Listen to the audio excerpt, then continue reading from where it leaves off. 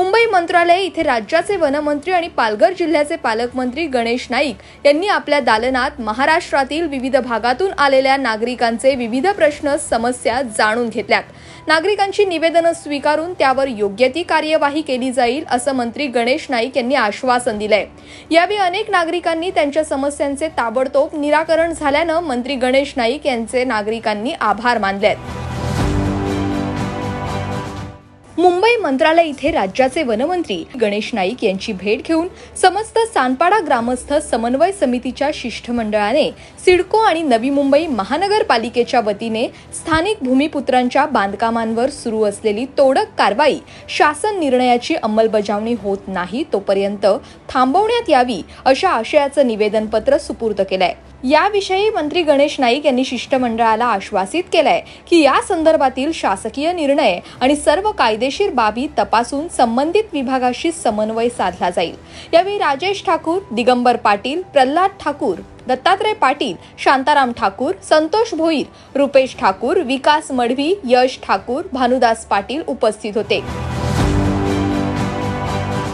मुंबई मंत्रालय इथे राज्याचे वनमंत्री आणि पालघर जिल्ह्याचे पालकमंत्री गणेश नाईक यांची भेट घेऊन मीरा भाईंदर विधानसभा मतदारसंघाचे आमदार नरेंद्र मेहता यांनी विविध विषय मांडलेत। यावेळी नरेंद्र मेहता यांचं म्हणणं ऐकून घेत त्यावर तोडगा काढण्याचं आश्वासन मंत्री गणेश नाईक यांनी मेहता यांना दिलंय।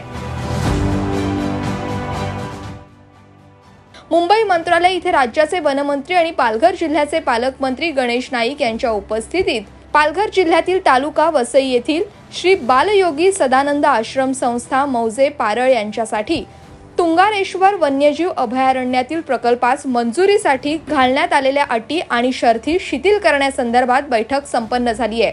या बैठकीस वन विभागाचे वरिष्ठ अधिकारी उपस्थित होते। यावेळी सविस्तर चर्चेअंती मंत्री गणेश नाईक यांनी सर्व कायदेशीर बाबी तपासून अहवाल देण्यासंदर्भात अधिकाऱ्यांना निर्देश दिलेत।